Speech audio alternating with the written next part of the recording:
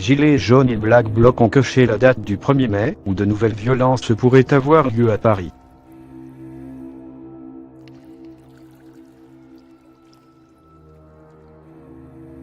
Après 2 ultimatums, l'acte ultime, bien qu'une nouvelle mobilisation des Gilets jaunes se profile, samedi, au surlendemain des annonces que fera Emmanuel Macron jeudi, c'est bien la manifestation parisienne du 1er mai qui concentre déjà toute l'attention.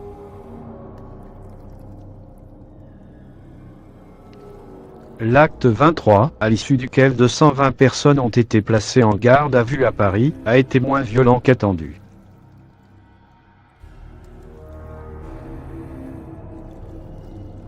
Mais il a réuni environ 9000 personnes dans la capitale, selon le ministère de l'Intérieur, un chiffre bien supérieur à ceux des dernières semaines.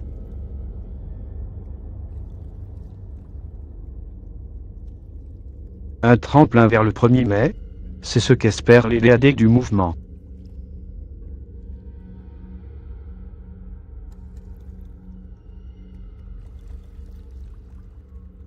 La semaine dernière, Éric Drouet lançait sur son groupe Facebook La France en colère, un sondage pour décider du prochain grand rassemblement à Paris.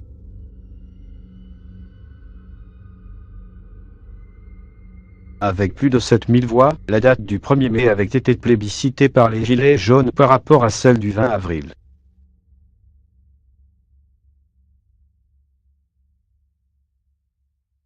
Sur Facebook, 2 événements parisiens créés par des collectifs de Gilets jaunes rassemblent déjà plus de 10 000 personnes intéressées, chose rare en comparaison avec les derniers actes.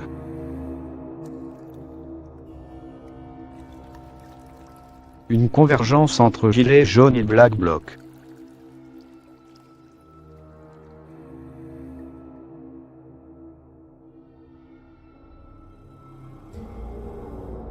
Un autre événement, intitulé Acte Ultime.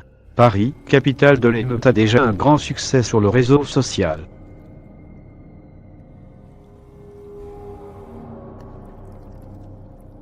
Créé par plusieurs pages, dont Black Bloc France, il réunit plus de 10 000 intéressés et appelle à un 1er mai jaune et noir.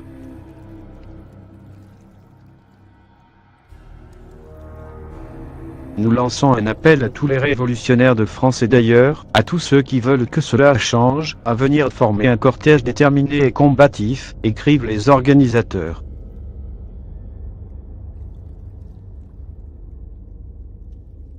La répression s'abat sur toutes et tous, notre riposte doit être commune et solidaire.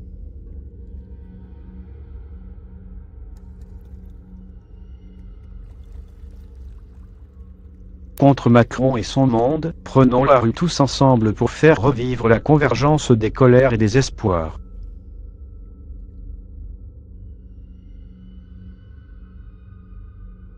Préparons-nous, équipons-nous, organisons-nous, pour le renverser et lui faire revivre une journée en enfer, écrivent-ils aussi.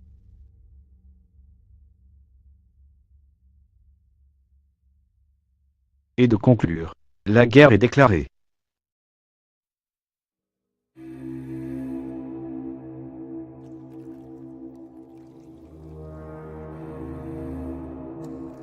Un nouveau test pour les forces de l'ordre.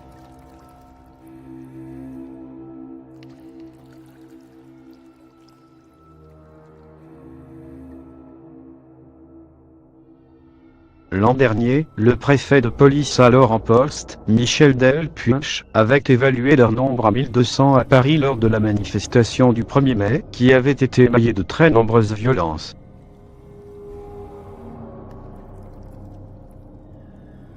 Un précédent qui s'ajoute à la crainte d'une convergence cette année avec les Gilets jaunes, comme cela a déjà pu être observé de façon épisodique dans les manifestations du samedi.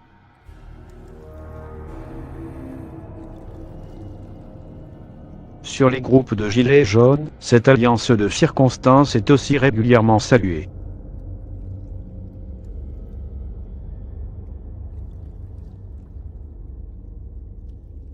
Priscilla Ludowski, une des figures du mouvement, expliquait elle-même dialoguer avec des Black Blocs il y a quelques semaines.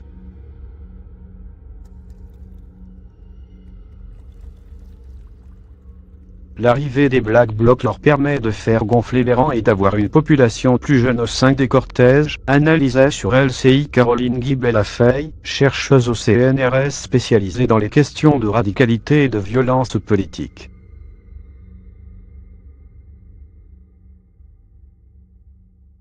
De plus, on multiplie les émissions autour des destructions.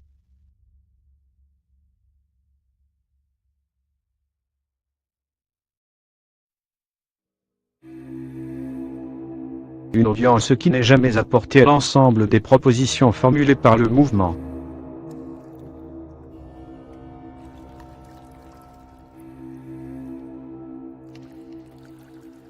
Donc oui, ces phénomènes marginaux de casse sont un support pour les gilets jaunes.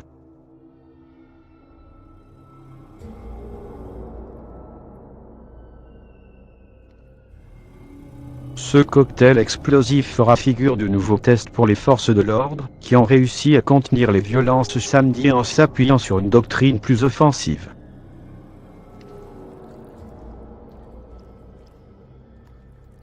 Malgré la volonté de certains manifestants de casser à nouveau, le travail des forces de l'ordre et leur professionnalisme ont permis de protéger les biens et les personnes, s'est félicité le ministre de l'Intérieur Christophe Castanet.